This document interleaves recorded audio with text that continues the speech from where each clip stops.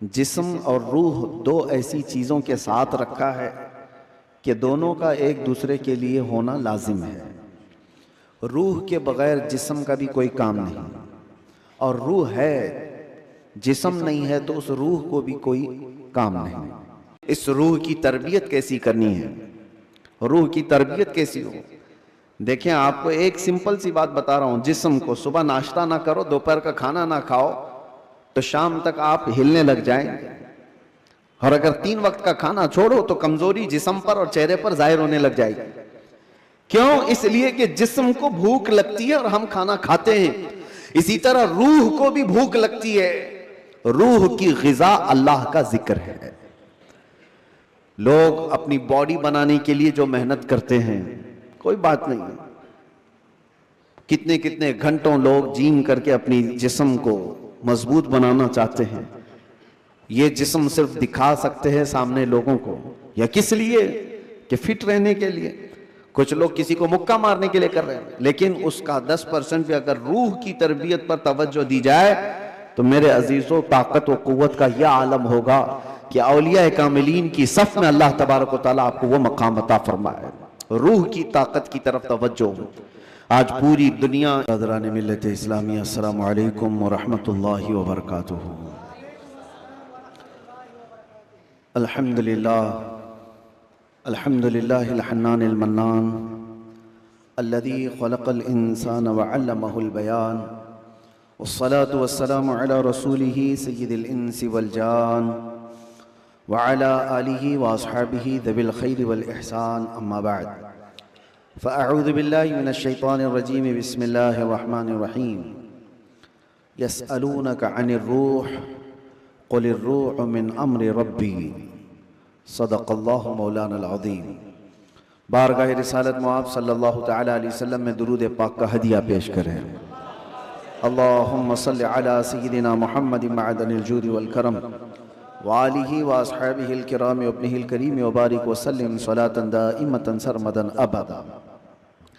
अल्लाह अज़्ज़ा व जल ने इंसान को पैदा किया है तो जिस्म और रूह दो ऐसी चीज़ों के साथ रखा है कि दोनों का एक दूसरे के लिए होना लाजिम है।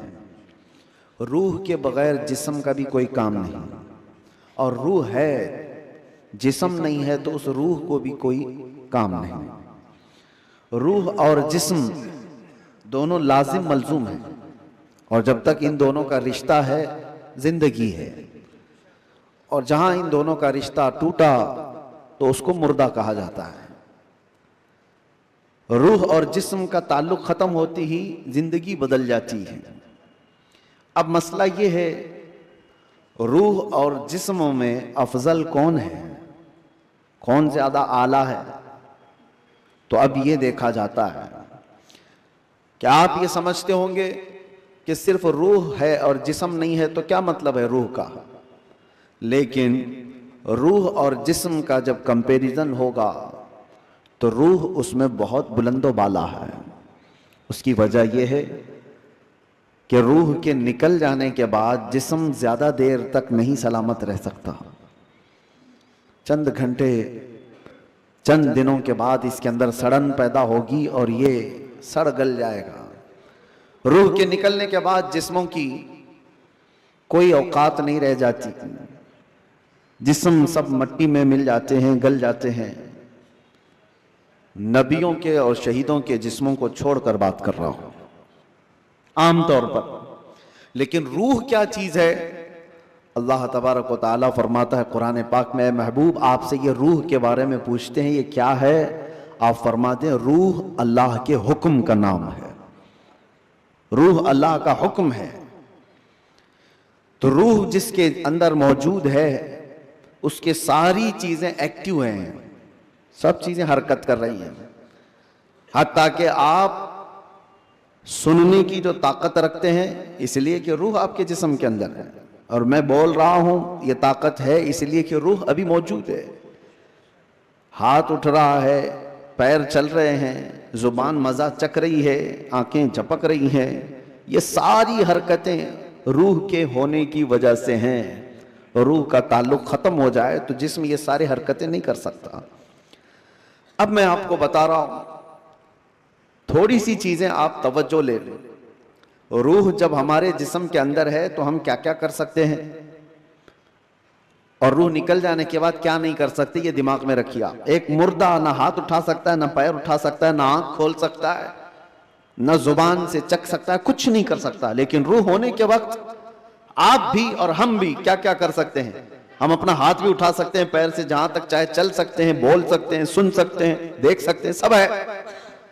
रूह होने के वक्त इतना सब जो कर सकते हैं, ये इतना ही नहीं, बल्कि मैं आपको बता देता हूं, उस रूह की अगर कोई तरबियत करता है तो ये रूह उसको इतनी ताकत अता करती, इतनी कि वो जो सामने हरकतें हो रही हैं हाथ पैर हिलाने की, ये बढ़ते बढ़ते बढ़ते इतनी हो जाती है कि इसके लिमिटेशन ही नहीं है।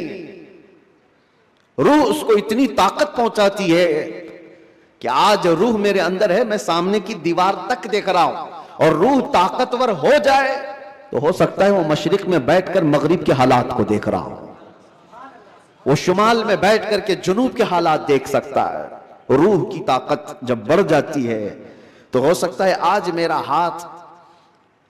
हाथ जितना लंबा है वहां तक की चीज छू सकता हूं, पकड़ सकता हूं, लेकिन रूह की ताकत जब बढ़ जाती है तो बैठे बैठे मदीने तैयबा से मुल्के शाम में भी किसी की मदद कर सकता है।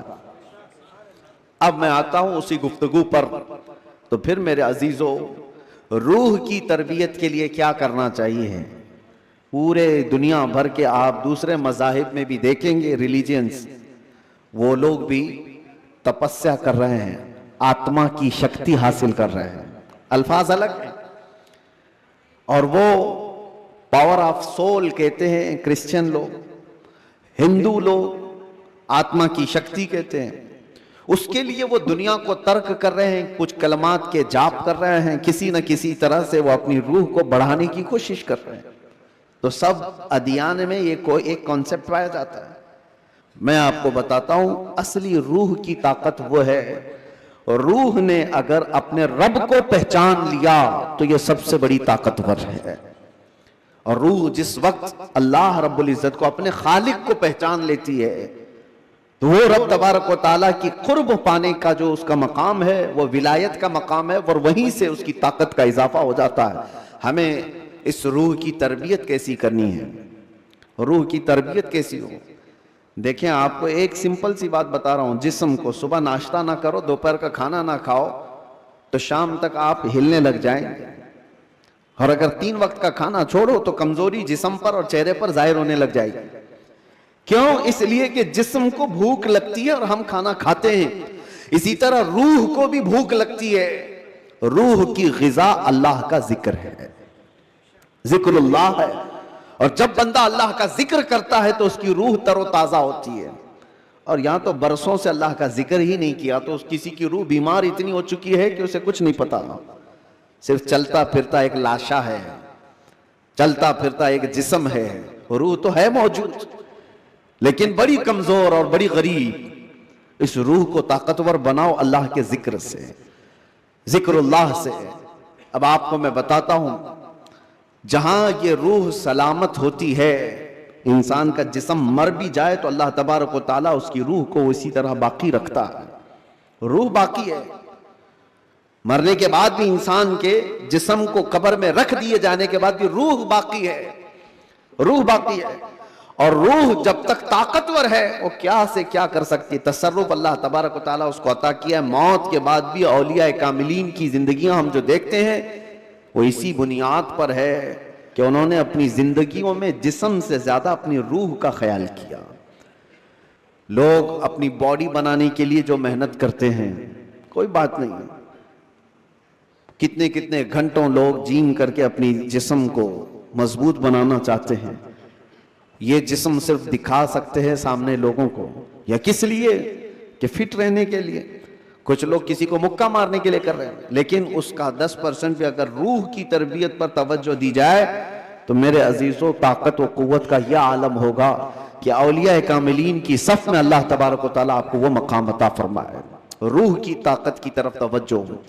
आज पूरी दुनिया इससे दूर भागी हुई है, सारी चीजें, हमारी रूहानियत निकल गई है, हम मेटल पर मेहनत कर रहे हैं, हम जिस्मों पर मेहनत कर रहे हैं, हम कपड़ों पर, अपने जाहिर पर मेहनत कर रहे हैं।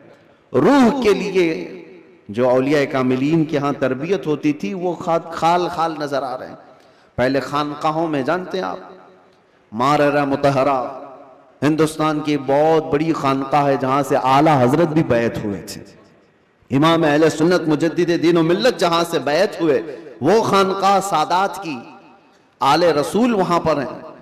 हजरत शाह हमजा आइनी रदी अल्लाह ताला ने, बड़े पाए के बुजुर्ग हैं, उनके पास लोग आते थे तरबियत हासिल करने के लिए, अपने जिंदगियों को संवारने के लिए, यही रूह की तरबियत के लिए। तो उनको क्या क्या कराया जाता था पता है? सबसे पहली चीज उनकी तरबियत ये होती थी कि जो चीज तुम्हारी जिंदगी में हावी होने की कोशिश कर रही है उससे अपने आप को छुटकारा दिलाना।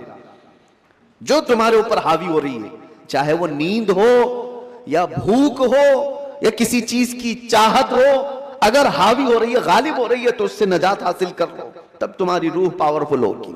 वरना तुम गुलाम बन करके रहोगे, अपनी ख्वाहिशों के गुलाम बन करके रहोगे। अभी मन किया बिरयानी खाने का, भाग कर चले गए, तुम ख्वाहिश के गुलाम हो, तुम जाहिरी चीजों के गुलाम हो। नींद तुम्हें गुलाम बनाकर रखी है, जब वो आई तो तुम तो लंबे हो गए। तुम्हारा कंट्रोल नींद पर नहीं, तुम्हारा कंट्रोल भूख पर नहीं, बल्कि वो चीजें तुम पर कंट्रोल रखी हुई हैं। तो समझ लो कि तुम कमजोर आदमी हो, तुम कमजोर हो, तुम्हारी रूह वो ताकत नहीं रखती, तुम मजबूर हो।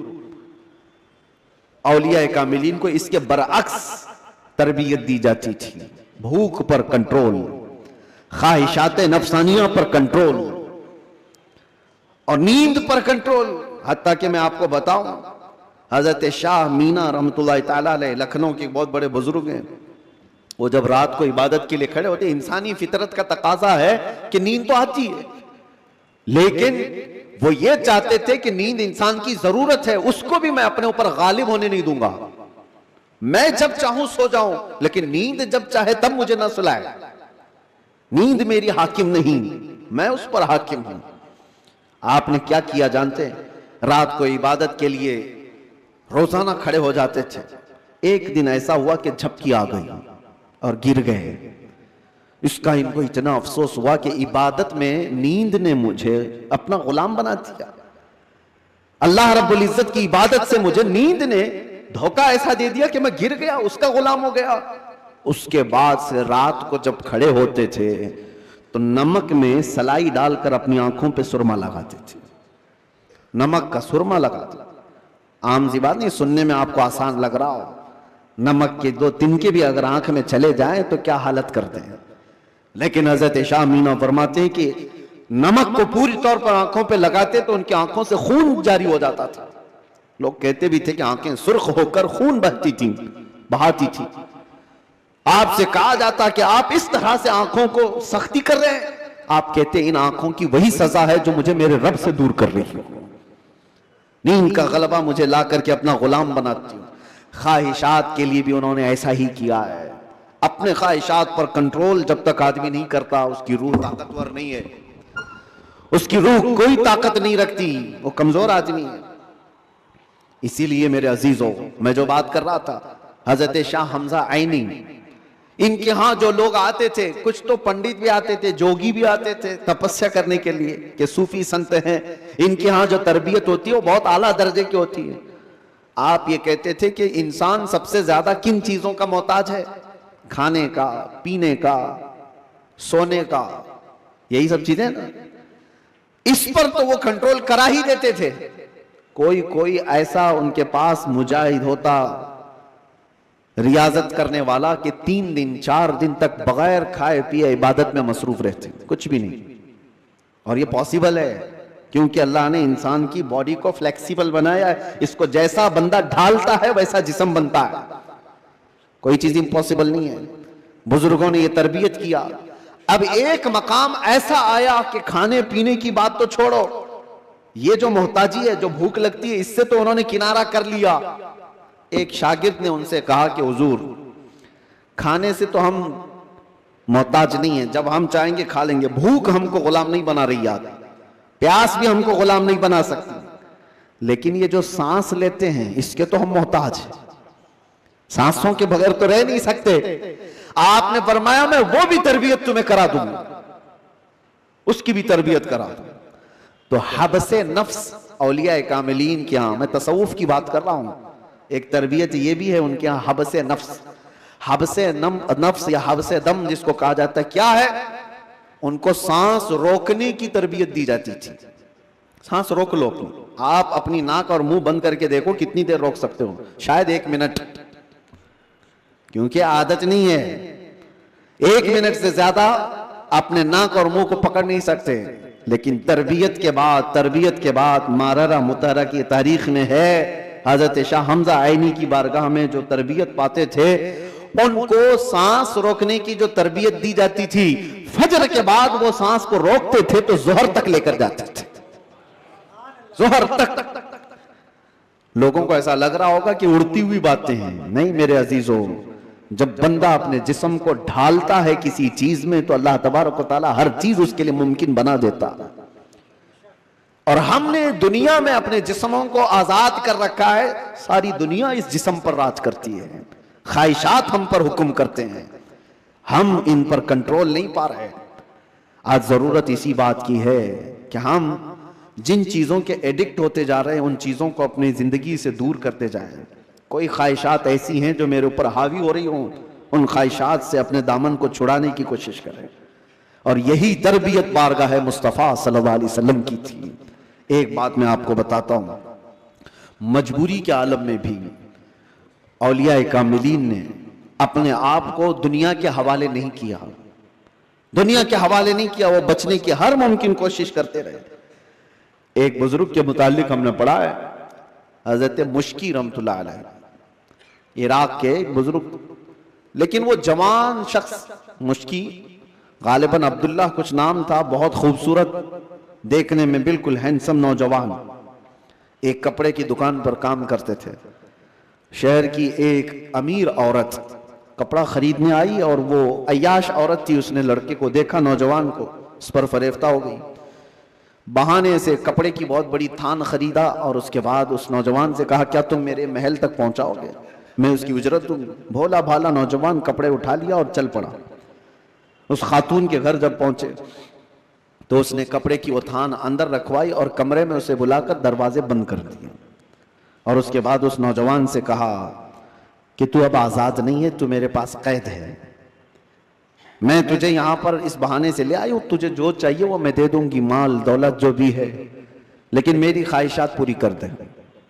वो कांपने लग गए। अल्लाह का खौफ, अल्लाह का डर, जिसकी रूह मजबूत और ताकतवर होती है, हर मुसीबत से उसको किसी न किसी तरह बचा लेती है, अल्लाह का फजल होता है। उस नौजवान ने कहा यह हरगिज मैं नहीं कर सकता, मैं नहीं कर सकता। उस खातून ने कहा तो फिर तुम यहां से बच के भी नहीं जा सकते, किसी हालत में तुम बच के भी नहीं जा सकते, और ना किसी को पता है कि तुम यहां अंदर हो।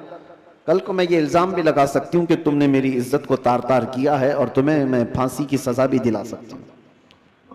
उस नौजवान की मजबूरी देखें कि खातून ने ऐसे उसके ऊपर हावी होने की कोशिश की कि किसी भी तरह से उसको गुनाह की सरजमीन पर धकेल दे।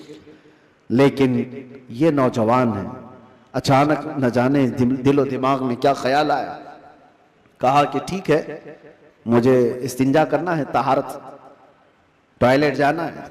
उसने कहा यहीं अंदर ही है, अंदर तुम फारिग हो जाओ। तो वो तहारत खाने में गया, नौजवान कुछ नहीं देखा, वहां की गलाजत उठा करके अपने चेहरे पर, अपने जिस्म पर सब लगा लिया और बाहर आया उस खातून के पास। उस औरत ने देखा कि बदबू और ये गलाजत ये जिस्म पर, वो चीख मारकर दरवाजे खोलती है कि कोई पागल आया, इसको घर से निकालो, जल्दी यहां से निकालो इसको। तो सारे लोगों ने पकड़ करके इनको निकाल दिया कि पागल नौजवान घर के अंदर कैसे घुस आया। इनको इसकी नहीं पड़ी थी कि मुझे लोग पागल कहें, लोग मेरी बदबू को देखें, लोग मुझे गलाजत मला हुआ शख्स कहें, कुछ फिक्र नहीं थी। वो नौजवान वहां से निकला और रास्ते में एक कुएं में जाकर उसने गुस्ल किया। रिवायत में मौजूद है उसके बाद से हर दिन उनके जिस्म से मुश्क की खुशबू आती थी। अल्लाह तबारक व तआला के लिए जब बंदा अपने जिस्म को बचा लेता है तो रब तबारक व तआला उसको हमेशा के लिए महफूज कर देता है या खुशबूदार कर देता है। यह बात मैं इसलिए अर्ज कर रहा हूं कि जिन लोगों ने ख्वाहिशात पर कंट्रोल पा लिया, वो थोड़ी देर की तकलीफ तो हो सकती है, लेकिन हमेशा के लिए अल्लाह अज़्ज़ व जल ऐसी इज्जत बख्शता है कि आप उसको गुमान भी नहीं कर सकते, गुमान भी नहीं कर सकते। आज हमारे रूहों की तरबियत की जरूरत है, जिस्म से ज्यादा रूह की तरबियत करो। और जिसकी रूह खलीज हो गई है, उस रूह का लोगों के दरमियान रहना एक मुर्दे की तरह है, मुर्दे की तरह है। इसीलिए मैंने देखा है, तारीख में आपको पता है, हजरत साबिर कलियरी रहमतुल्लाह ताला अलैह के मुतालिक आपने सुना होगा कि आपसे आपके मुरीद ने पूछा था कि फना और बका क्या चीज है, तो आपने फरमाया था कि मैं तुमको बाद में बताऊंगा। फना और बका, फना का मतलब खत्म हो गया, बका का मतलब बाकी रहने वाला। तो आपका इंतकाल हुआ, आपका गुस्ल कफन सब करके जनाजे के लिए रखा गया, तो कौन आगे बढ़े नमाज पढ़ाने के लिए? सफ़ें लगी हुई थी, हजारों की तादाद में लोग मौजूद थे। एक घोड़सवार आए, चेहरे पर कपड़ा पड़ा था, सीधे वो इमामत के आगे बढ़ गए, नमाज पढ़ा लिया। सारे लोग उनके पीछे नमाज भी पढ़ ली, किसी ने पूछा नहीं। और वो आए हुए बुजुर्ग नमाज जनाजा पढ़ाकर निकल रहे थे, तो उनके वो मुरीद खास जो साबिर कलेरी के थे, उन्होंने उनको पकड़ा और पूछा, आप कौन है? हमारे पीरो मुर्शिद की नमाज जनाजा पढ़ाने वाले आप कौन है? अचानक आए और पढ़ाकर जा रहे हैं। कपड़ा उन्होंने चेहरे से हटाया तो वो साबिर कलियरी ही थे, साबिर अलाउद्दीन कलियरी। हो सकता है आज के मॉडर्न जमाने में लोग इसको कहानी से ताबीर दें। आपने फरमाया, तुमने मुझसे सवाल किया था ना फना और बका क्या चीज है, वो जनाजे में जो है वो फना है, और ये तेरे सामने है ये बका। जिसने रूह की तरबियत की अपनी जिंदगी में, अल्लाह ताला मौत के बाद भी उसे तसर्रुफ अता करता है, उसे तसर्रुफ अता करता है। सही रिवायात में मौजूद है कि जिसने अपनी रूह को अल्लाह और उसके रसूल के हवाले किया, अल्लाह उसकी जिस्म की भी हिफाजत करता है, सिर्फ रूह की नहीं, जिस्म की भी। शोहदाए उहद के बारे में देखें, शोहदाए बद्र के बारे में, कि उनके जिस्म भी नहीं सड़े गले, खबरों में बरसों तक इसी तरह से रहे। 1935 में इराक में बगदाद के दरियाए दजला के किनारे दो सहाबा की कब्रें थी, हजरत हुज़ैफा बिन यमान, हजरत अब्दुल्ला बिन जाबिर। उनकी कब्रों में पानी भर गया था तो कब्रें खोली गई थी। 1935 की बात कर रहा हूं। तकरीबन 1300 साल के बाद उनकी कब्रें खोली गई तो दोनों सहाबी जिस्मों के साथ सही सलामत आराम कर रहे थे। अखबार की कटिंग भी आज भी लगी हुई है, इराक में मौजूद है। 1935 बहुत दूर की बात नहीं कर रहा हूं, 100 साल नहीं गुजरे, अभी 90 साल पहले की बात। उनके जनाजे वहां से उठाए गए और बगदाद से 35 किलोमीटर दूर ले जाकर हजरत सलमान फारसी की कब्र के बगल में उन दोनों को दफन किया गया। ये तारीख मौजूद है। वो सहाबा जिनकी कब्रों में उनके जिस्म 1300 साल तक बाकी हैं। कहना यह है, जिसने अपनी रूह को अल्लाह के हवाले कर दिया, अल्लाह उसके जिस्म की भी हिफाजत करता है। और जो सिर्फ जिस्मानी ख्वाहिशात के लिए जी रहा है, उसके जिस्म का हाल तो यह है, इधर रूह निकली उधर जिस्म में बदबू शुरू हो गई है। इधर रूह निकली, जिस्म फलना फूलना शुरू कर दिया। अजीजा ने गिरामी वकार, हमारे इन जिस्मों की औकात कितनी है मैं आपको बताता हूं। गुफ्तगू को समेटते हुए सिर्फ इतनी बात अर्ज करूं। कहा गया है कि कब्र में हमारी तख्तियां बंद करके जब लोग चले जाते हैं कब्र की मिट्टी में, आपको अंदाजा है, आप मुंबई के कब्रस्तानों को देखते हैं और बहुत जल्दी यहाँ कब्रें खोली भी जाती हैं, लेकिन जहां नहीं खोली जाती वहां के लिए भी मैं बता रहा हूं, दफन करके चले जाने के बाद एक दिन के अंदर, सिर्फ एक दिन, 24 घंटे जब गुजर जाते हैं तो पेट में का और दिमाग में का पूरा पानी पीप के जरिए से या किसी तरह से उसके नाक और मुंह से बाहर निकल जाता है, उसके कानों से सब निकल जाता है। और उसके बाद दिन जैसे जैसे गुजरते जाते हैं, अगर कब्र के हशरात यानी कीड़े मकोड़े उसके जिस्म को खाने लग गए तो बहुत जल्दी वो गलना शुरू कर देता है। 3 दिन के अंदर पेट फट जाता है और पेट के फट जाने के बाद जो ताफुन निकलता है उसकी चीजें सब उसकी बाहर हो जाती हैं।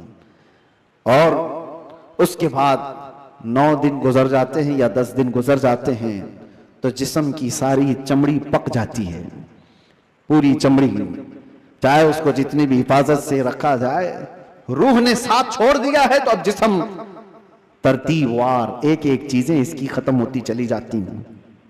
इसके नाक से, इसके कान से, इसके मुंह से गूदा बाहर निकल आया, पेट फट गया, अब चमड़ी गलने लग गई। फिर उसके 40 दिन गुजरने वाले होते हैं कि हड्डियां सब बाहर निकलने लग जाती हैं, दिखती हैं, हड्डियों का इजहार हो जाता है, चेहरा किसी हद तक रखा जाता है। कहा गया कि महीना गुजर जाता है तो कि उसकी आंखों की पुतलियां भी बाहर निकल जाती हैं।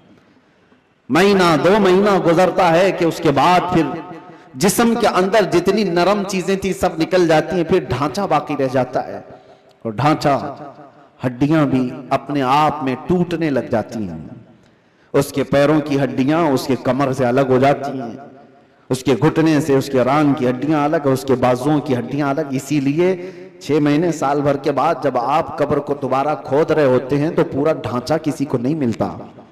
किसी की घुटने की हड्डी, किसी के सर की खोपड़ी और किसी के पैर की हड्डी, यही सब चीजें मिलती हैं। जिस्म सब छोड़ चुका होता है। ये वही जिस्म है जिसको हम घंटों आईने के सामने सजा रहे होते हैं।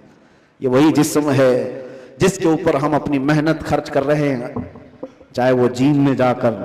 मैं नहीं कहता कि फिट नहीं रहना चाहिए, फिट रहना चाहिए, लेकिन ये नहीं है कि कुल मेहनत हम अपने जिस्म पर लगाएं और रूह का ख्याल भी नहीं किया करें। रूह का ख्याल ही नहीं किया तो ये जिस्म जिस वक्त साथ छोड़ देता है तो मेरे अजीजों बहुत बुरा हशर हो जाता है। मौला अली करमल्लाहु वजहुल करीम एक बार कब्रस्तान तशरीफ ले गए, कब्रों को सलाम किया, अस्सलामु अलैकुम या अहलल कबूर। और उसके बाद वो मौलाए कायनात हैं, कब्र वालों से यूं कहते हैं, कैफ अहवालुकुम या अहलल कबूर, ऐ कब्रों वाले तुम्हारे हालतें क्या हैं। सईद इब्ने मुसय्यब हजरत अली के साथ थे।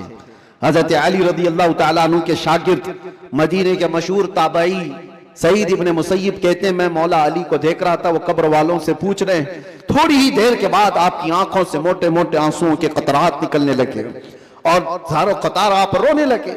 सईद इब्ने मुसय्यब पूछते हैं मौला अली करमल्लाहु वजहुल करीम से कि सरकार आप इनसे बात कर रहे हैं और रो किस बात पर रहे हैं। मौला अली ने फरमाया, मैंने इनसे सिर्फ इतना पूछा कि तुम्हारी हालतें क्या हैं। तो कब्र वालों ने मुझे जवाब दिया, ए अली हमारी क्या हालतें पूछते हो। उस चेहरे को रब तबारक व तआला ने बिच्छुओं की ग़िज़ा बना दिया है जिसको हम सजाया करते थे।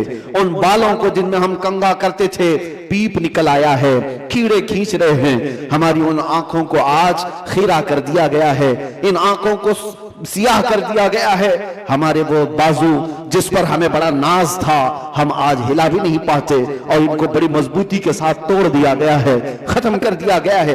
हजरत अली करमल्लाहु वजहुल करीम सईद इब्ने मुसय्यब से कहते हैं, कब्र वालों के ये जवाब सुनकर बताओ क्या मैं मुस्कुरा सकता हूँ, क्या मैं हंस सकता हूँ। तो फिर अल्लाह का खौफ है कि मैं ज़ारो कतार रो पड़ा।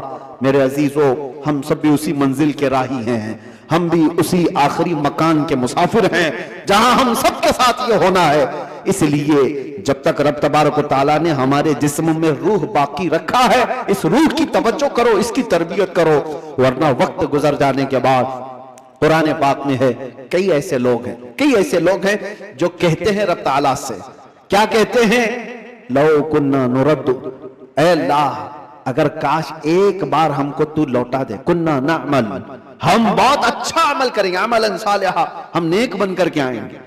लो नुरद्दु, हम लौटा दिए जाएं, अगर एक बार हमें दोबारा दुनिया में भेज दे, हम पक्के मोमिन बन करके आएंगे, हम नेक इबादतगार बन करके आएंगे।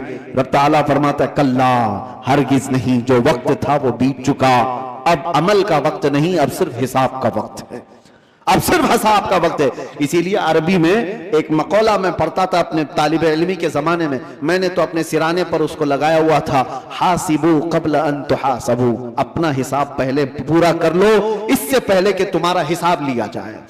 अपना कैलकुलेशन पूरा करेक्ट करके रख लो कि इससे पहले कि तुम्हारा हिसाब लिया जाए। अजीजा ने गिरामी, आज हमारी जिंदगियां ऐसी हैं, हम इनकम टैक्स के डर से तो अपना हिसाब पूरा सही करने की कोशिश तो करते हैं, सीए को दे दिया, उसको दे दिया, सबसे पूछताछ करके कि कहीं कोई लूप होल्स ना रह जाए ताकि हम पकड़ में ना आए। बैंकों के मामलात सही कर रहे हैं कि कहीं हम ईडी के छापे में ना आ जाए, इनकम टैक्स के छापे में ना आ जाए। ये ज्यादा से ज्यादा तुम्हें क्या कर सकते हैं, इस जिंदगी में ही तो सजा दे सकते हैं, लेकिन इनको छुपा भी सकते हो अपने मामला। सीए तुम्हें छोटे रास्ते भी बताता है और अलग शॉर्ट रास्ते भी बताता है, लेकिन उस रब्बुल आलमीन की बारगाह में तुम कोई हीला बहाना नहीं कर सकते। यअलमु खाइनतल अयुनि व मा तुख्फी सुदूर, वो तुम्हारी आंखों की खयानत को भी देख रहा है और दिल में छुपे हुए हालात को भी देख रहा है। उसके दरबार में क्या छुपा सकते हो? और जो फरिश्ते तुम्हें कब्र में पूछने आएंगे वो रिश्वत भी नहीं लेते हैं, वो किसी के बारे में सिफारिश को कबूल भी नहीं करते। उनका हाल तो यह है जितना रब ने उनको हुक्म दिया वो पूरा करके ही रहते हैं। अगर फरिश्ता रिश्वत लेने वाला होता तो कितने तो मालदार पैसे देकर इजराइल अलैहिस्सलाम से जान तो बचा लेते, अपनी रूह निकाले जाने से बचा तो लेते। जहां बंदा डॉक्टरों को पैसे देता है, मलकुल मौत को भी तो दे सकता था, लेकिन पूरी दुनिया को यह मालूम है कि फरिश्ता रिश्वत नहीं लेता, ना ही ये किसी को एक मिनट आगे पीछे होने देता है। जब ये सारे मामला तय हैं और सबको मालूम है, तो आओ मेरे अजीजों उस बारगाह मुस्तफा सल्लल्लाहु अलैहि वसल्लम में, जहां मेरे आका सल्लल्लाहु तआला अलैहि वसल्लम ने इंसानों की तरबियत फरमाई, उनकी रूह की तरबियत फरमाई। वो कौन थे जो सहाबा बने? शराब की जिंदगियां उनकी भी थी, जुए की जिंदगियां उनकी भी थी, बच्चियों को पैदा होते ही गर्दन मरोड़ करके मार देने वाली जिंदगियां उनकी भी थी, माँ और बहनों को बाजारों में नीलाम कर दिया जाता था, अरब की यह जिंदगी थी। लेकिन एक अरब ने आदमी का बोलबाला कर दिया, खाक के जर्रों को हमदोशे सुरैया कर दिया, खुद न थे जो राह पर औरों के हादी बन गए, क्या नजर थी जिसने मुर्दों को मसीहा कर दिया। मेरे आका सल्लल्लाहु तआला अलैहि वसल्लम ने फिर उनको किस मकाम पर पहुंचाया। ये वो अरब के बद्दू लोग थे जिनको दुनिया वहशी कहती थी, मगर मेरे मुस्तफा सल्लल्लाहु अलैहि वसल्लम की तरबियत में आए तो फिर मकाम ये बना असहाबी कन्नजूम। खुद मेरे आका ने फरमाया मेरे सहाबा सितारों की मानिंद है, जिसकी भी पैरवी करोगे हिदायत पा जाओगे। उनको बुलंद मकाम हुआ था किया कि चांद भी उनको देखे तो रश्क करे। वो मकाम मेरे आका की उस जलोत खाने में, उस खलवत गदे में हुआ है। इसीलिए दुनिया की यूनिवर्सिटियां, दुनिया के स्कूल जिस्म तो बना सकते हैं और मदीने का दरबार तुम्हारी रूह को बनाता है, रूह को बनाता है। बारगाह मुस्तफा सल्लल्लाहु अलैहि वसल्लम में हम अपने आप को सरेंडर करें। और इसीलिए मेरे आका ने फरमाया ला युमिनु अहदुकुम हत्ता यकून हवाहु तबअन लिमा जितु बिही। उस वक्त तक तुम में से कोई भी मोमिन नहीं हो सकता जब तक अपनी ख्वाहिशात को मेरी मर्जी के मुताबिक ना बनाते। जब तक आप अपनी ख्वाहिशात को रसूलुल्लाह की मर्जी के मुताबिक नहीं करते, तब तक तो पक्के मोमिन भी नहीं हैं। इसीलिए आज ये अहद करो कि हमारा जीना मरना हुजूर की मर्जी के मुताबिक होगा, हुजूर पाक की मर्जी के मुताबिक हो तो फिर रूह भी ताकतवर होगी।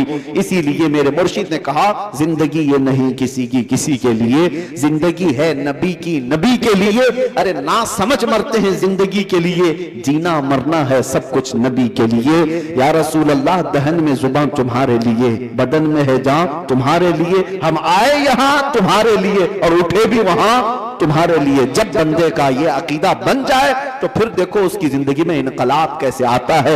रब तबारक व तआला हम सबको हमारे कमजोर जिस्मों से नजात अता कर मजबूत रूहानी ताकत अता फरमाए। मौला करीम हमारी आंखों में नूर मुस्तफा अता फरमाए, हमारे दिल को वसवसों से महफूज फरमाए, हमारे बाजुओं में कुव्वत हैदरी अता फरमाए। मौला करीम इस पूरी उम्मत को इस्लाह की तौफीक अता फरमाए। रब्बुल आलमीन हमारे दरमियान सलाहुद्दीन पैदा फरमा, हमारे दरमियान खालिद इब्ने वलीद के नक्शे कदम पर चलने वाला जवान अता फरमा, सहाबा का सच्चा शहदाई अता फरमा, गौस व ख्वाजा का गुलाम हमारे खानदानों में अता फरमा। रब्बुल आलमीन हमारी जुमा को कबूल फरमा, हाजिरीन के सजदों में लज्जतें अता फरमा। व आखिर